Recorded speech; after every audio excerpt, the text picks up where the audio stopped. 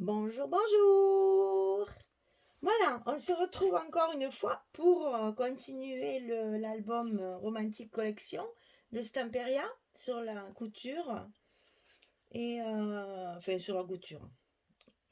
C'est pas vraiment, enfin ici c'est sur la couture, mais il y a tellement de jolies images de fleurs, etc., que c'est très doux et que c'est pas obligatoirement pour un album pour la couture, hein. Ça peut servir de beaucoup d'autres choses parce que vraiment c'est un papier qui est très doux, très, très reposant. Voilà, en fait c'est ça. C'est un album qui me repose. C'est zen, voilà, c'est très zen. Alors, on va faire aujourd'hui le verso de la page 5. Donc, sur le bloc numéro 3, on va faire la page numéro 6. Alors, pour cette page, il va y avoir une cascade sur le bloc et puis après un grand rabat et un petit rabat. Alors, on va commencer par ce qui se colle en premier. On va faire donc en premier tout ce qui est, comment dire, structure. J'ai même pas enlevé encore tous mes trombones là. Alors, on va d'abord faire un grand rabat sur le côté gauche de notre bloc. Ici. Et après, on a un petit rabat sur le côté droit pour fermer. Alors, pour ce petit rabat, j'ai découpé ici sur la couverture toutes les parties où on nous montre le design de chaque feuille, hein. Chaque feuille est décrite sur la page de couverture, sur des petits trucs comme ça, des petites étiquettes les unes à côté des autres. Donc, je les ai découpées pour en faire des tags, hein, des petites images. Et donc, je vais m'en servir cette fois pour garnir mon petit rabat de fermeture. Alors, au tout début, on va déjà coller notre rabat de gauche parce que c'est le plus grand et c'est celui qui va conditionner notre fermeture. Donc, alors, celui-ci, il fait 20 cm sur 23. On va plier à 17 et puis à 18. Sur le côté 20, on plie à 17 et à 18 pour avoir notre petit gousset de 1 cm pour pouvoir avoir de l'aisance dessous puisqu'il va y avoir une cascade et que ça tient beaucoup de place. À l'intérieur de ce rabat, de cette porte, on va mettre une pochette. Donc la pochette, elle fait 27 cm sur 8. On plie à 2 puis à 25 pour obtenir les 23 de notre hauteur puisque c'est comme ça qu'on va coller notre pochette. Alors on va commencer par ça parce que c'est le plus délicat. Après, une fois que la page est collée, comme c'est un travers, c'est pas très commode. Donc on va commencer par coller la pochette avant de coller la page. Allez, on enlève les protections de scotch.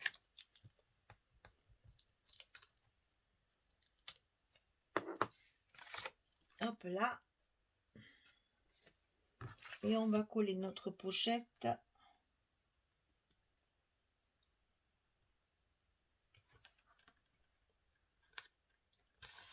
sur le rabat, bien le long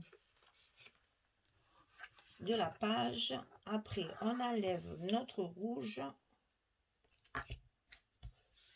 Et voilà, c'est collé. Comme ça, au moins, on est bien à plat, c'est plus commode. Alors, ici, on va coller ceci à l'intérieur de notre bloc, tout à fait à l'intérieur, du côté gauche. Jusque là,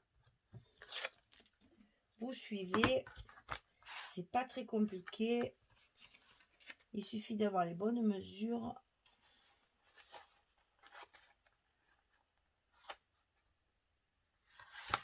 Voilà. Voilà. Alors, quand on a fait ceci, on va coller le petit rabat ici qui va servir de fermeture.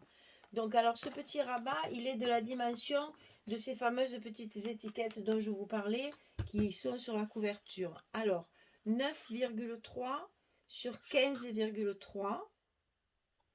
Sur le côté 9,3, on plie à 6,3 et à 7,3 pour avoir le même gousset que l'autre côté. 6-3, 7-3 du côté 9-3. Et ici, ça fait 15-3. Et ça, on va le coller sur le milieu. Sur le milieu de notre page. Alors, la page, elle fait 23. Donc, ça fait 11,5. On fait un petit repère, toujours pareil. Ici, pareil. On va faire un petit repère sur le milieu. Hop. Comme ça, on va pouvoir bien ajuster notre petit rabat sur le milieu de la page. Et c'est ça qui va nous servir. Je manque la poubelle. Qui va nous servir de fermeture. Alors, on le glisse bien sûr dans l'enveloppe. Toujours pareil. Sur le milieu. Le long de la première pliure. Voilà. Et c'est ça qui va nous servir de fermeture. Donc c'est ici que j'ai mis mes aimants pour fermer comme ceci. Attention, pour l'instant, il n'y a pas d'épaisseur. De pas trop tirer sur les... Je ne sais même pas si on ne devrait pas attendre. On va attendre de mettre le dessous. Va. Ça sera plus judicieux. Alors, dessous, on a une cascade.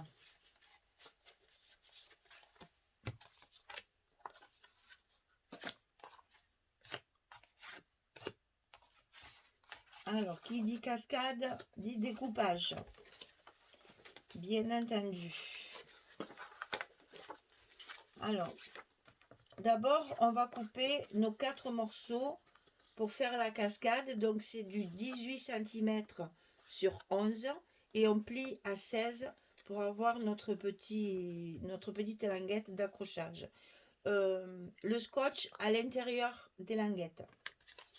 Ici, on va découper des fentes pour pouvoir glisser notre cascade. Alors, ce que j'ai fait, c'est que ma première cascade, le tout premier, je l'ai mis carrément sur le papier. Parce que comme on en a 4, si on veut que les 4 soient bien espacés pour que ce soit joli, si je l'avais mis ici, on n'avait pas la place de mettre les 4. Donc la première, je la mets carrément sous le papier. Je prends le papier avec comme ceci. Alors, j'ai tracé des lignes pour être bien droite parce que sinon, j'y arrive pas. Donc ici, il y a... Alors, donc vous savez que votre papier, il est toujours un petit peu plus petit que la largeur de votre bloc, hein, puisqu'on laisse toujours 2 mm.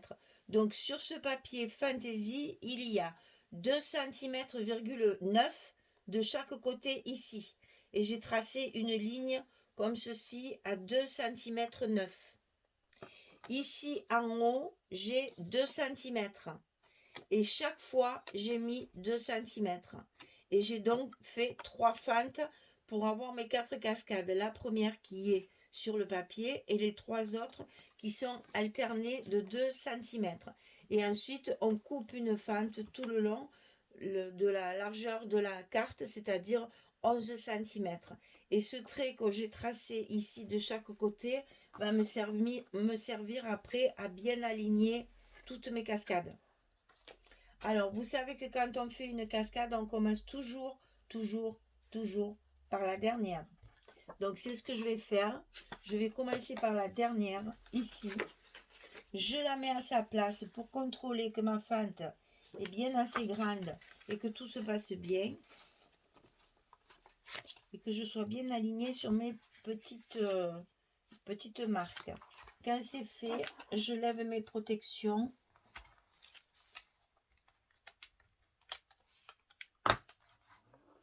Et je colle ma languette. Je vérifie.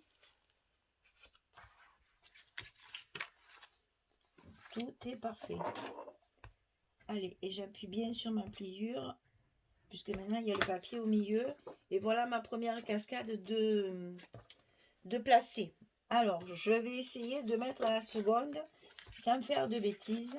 Alors, j'enfile ma petite carte à sa place. Je l'aligne bien sur l'autre. Et quand c'est fait, je retourne.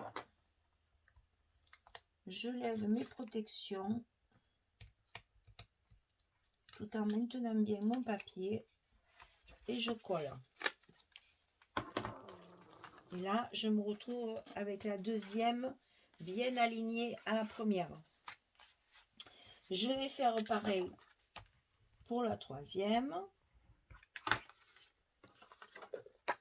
Donc ici, je l'aligne bien. Je retourne mon papier.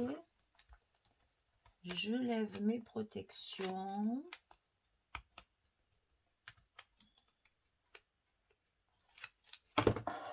Je la colle. J'appuie pour bien marquer la pliure. Et voilà la troisième. Et la quatrième, c'est encore plus facile. Je la mets à sa place. Je tourne. Je lève mes protections. Tout en maintenant bien ma cascade en place. Je plie et voilà. Elles sont toutes les quatre en place. On va pouvoir coller notre papier. Alors, une fois que c'est fait, que le module est en place, on colle. Ah oui, non. Pas trop vite, Michel. Vous savez que quand on fait une cascade, il faut à tout prix coller les fentes. Surtout, n'oubliez pas ça, parce que c'est ce qui va solidifier tout votre travail. Et comme ça, on pourra les tourner et les retourner sans que ça s'abîme, sans que ça prenne une ride dans le temps. Donc, bien coller les fentes pour maintenir tout ça en place. Et ensuite, on peut y aller. On peut coller, mettre en place notre papier.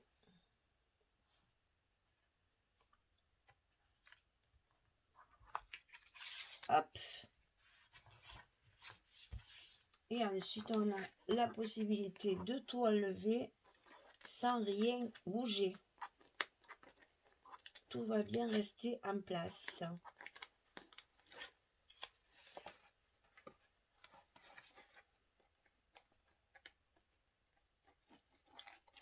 Et puis, je suis en train de m'apercevoir que j'ai pas mis de scotch en haut et en bas. Ah, mais, décidément, hein. Je ne fais que des bêtises, hein.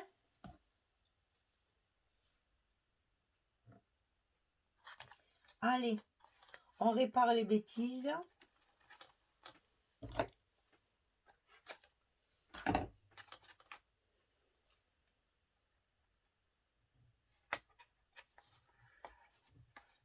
Tout va bien. Tant qu'on s'en aperçoit, avant que ce soit irréversible,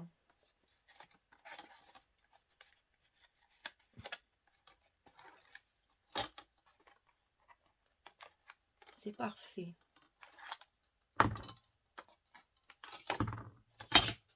Voilà. Et bien là, évidemment, on va y aller de notre petit plioir joli pour appuyer à tous les endroits où il y a du scotch. Pour bien faire adhérer tout ça, que ça ne bouge plus. Et ensuite, on n'oublie pas, parce que ça, je le fais de suite avant d'oublier, de supprimer tous les repères qu'on a mis au crayon sur notre papier. Après, moi, si je commence à coller, j'oublie et après, je les laisse. Et c'est pas très jojo quand même, cette histoire.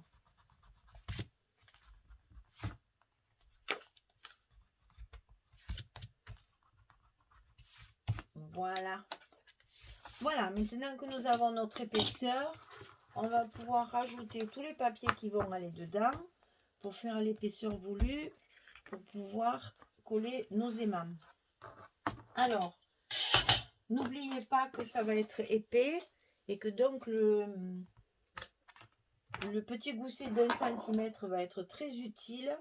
Et c'est pour ça que je vous ai fait faire la cascade d'abord, pour que ma page, justement, reste bien à sa place. Hein, qu'il y ait l'épaisseur voulue dessous. Je vais même rajouter tout ça, parce qu'il va y avoir tout ça aussi, pour que ça me maintienne bien ma page à sa place. Voilà. Comme ça, je suis sûre qu'une fois que mes aimants seront collés, ils seront en bonne place. Sinon, ils risquent d'être décalés un petit peu et ça serait dommage.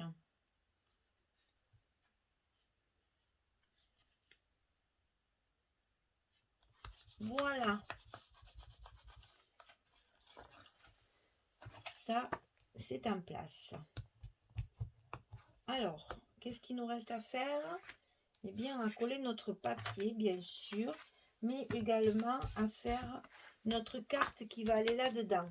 Donc ici, on a une carte, toujours pareil, qui fait 11 sur 16 pour la glisser à l'intérieur de la pochette. Hein? N'oubliez pas ça. On peut même en faire deux parce qu'il y a largement la place. Si on veut les mettre dans ce sens, il y a tout à fait la place. On peut très bien faire un livret, vous faites ce que vous voulez. Moi, je fais toujours un petit peu attention au niveau des livrets parce qu'après, il manque de papier. On a déjà fait un gros pour dans une des pages là, donc il faut faire attention qu'après, il ne manque pas de papier. Donc ici, ce sont donc les parties que j'ai découpées de ma couverture. Et c'est ici que c'est ça qui va nous servir de fermeture. Une fois que les aimants sont collés, on peut coller notre papier. Condition d'y avoir mis le scotch derrière. Ah là là là là.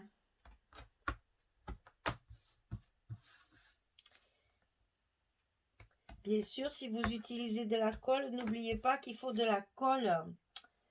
Maintenant que j'ai adopté le scotch, je ne peux plus revenir à la colle. En fait, il faut prendre une colle où il y a très peu d'eau à l'intérieur. Parce qu'une colle, quoi qu'il en soit, ça mouille le papier. Bien qu'on n'ait pas toujours l'impression que ça mouille le papier. Mais c'est vrai que dans le temps, après, ça gondole. Donc là, avec le scotch, c'est vrai que ça ne bouge absolument pas. Et que ça reste vraiment bien plat. Il n'y a pas de souci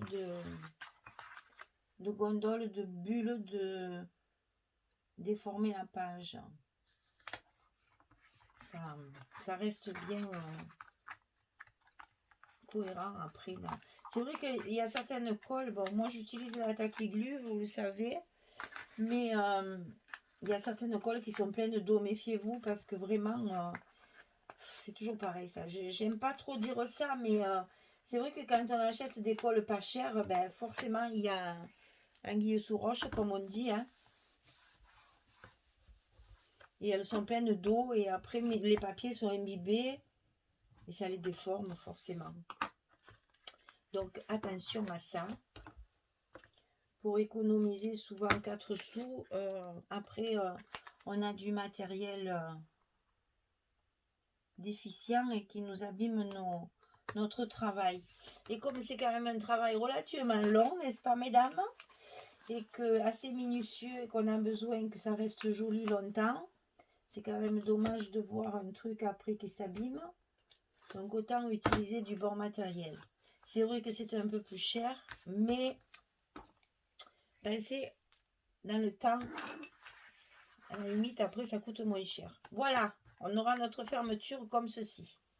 Voilà, ben je colle tous mes papiers, je fais toute ma cascade et je reviens vers vous dès que j'ai terminé. À tout de suite. Voilà, j'ai terminé de coller mes papiers sur la page numéro 6. Donc, on n'oublie pas de mettre nos aimants avant de coller les papiers. Donc, on ouvre comme ceci. On ouvre comme ceci. Ici, on a une carte dans une pochette pour pouvoir mettre 2 photos.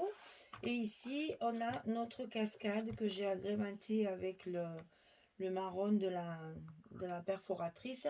Et vous voyez, je l'ai fait dépasser un petit peu. Comme ça, quand les pages sont tournées, on le voit également. Et ici, on fera un emplacement photo avec les les petites étiquettes. Voilà. Donc ici, vous voyez, on peut mettre bien 2, 4, 4, 8. On peut mettre 10 à 11 photos sur la même page. Donc, vous voyez, il y a de quoi faire dans cet album. Voilà. La page numéro 6 est terminée. J'espère que ça vous plaît jusque-là, que vous avez envie de le faire parce que franchement, le papier n'est pas évident à travailler. Et parce qu'on passe justement de ciseaux, bobines de fil, etc., à de magnifiques bouquets de fleurs. C'est pas facile, je vous dis, tout est imprimé en vertical, il n'y a pas d'horizontal, il y a beaucoup de... Ça y est très souvent, que ce soit sur une page à découper, des cartes, etc., ça y est très très souvent. Donc, ouais, c'est un peu hard. Vous voyez, là, on a de belles paires de ciseaux. C'est sur une grande page 30-30, on ne peut jamais l'utiliser. Donc, voilà, ben ça, c'est une occasion. On a l'impression que les ciseaux sont à l'intérieur de la pochette. Mais il a fallu que je la coupe quand même, bien sûr. Donc, voilà, il n'est pas facile à travailler. Vraiment pas. Et vous voyez, après, on a des unis comme ça qui sont certes très jolis, mais voilà, pour une cascade, c'est parfait. Mais pour mettre sur une page, c'est un peu tristouné. Alors, donc, il faut agrémenter. Donc là, j'ai utilisé le rose cette fois, hein, pour mettre les... Et là, j'ai mis le vert pour assortir au vert de la fleur qui est là. Voilà. Voilà, la page numéro 6 est terminée. Vous me direz ce que vous en pensez jusqu'à maintenant. Il nous reste donc le bloc numéro 3 est terminé. Il reste la déco bien sûr à faire. Je vous ai un petit peu donné des pistes avec le bloc numéro 1. Maintenant, petit à petit, je fais les autres et je reviendrai vers vous quand ce sera presque fini pour coller le dernier bloc après aussi. Et je ferai la présentation finale comme je fais tout le temps. Voilà, merci beaucoup d'être là près de moi. Je vous dis à très très bientôt pour la suite et puis je vous souhaite une belle journée. Au revoir tout le monde.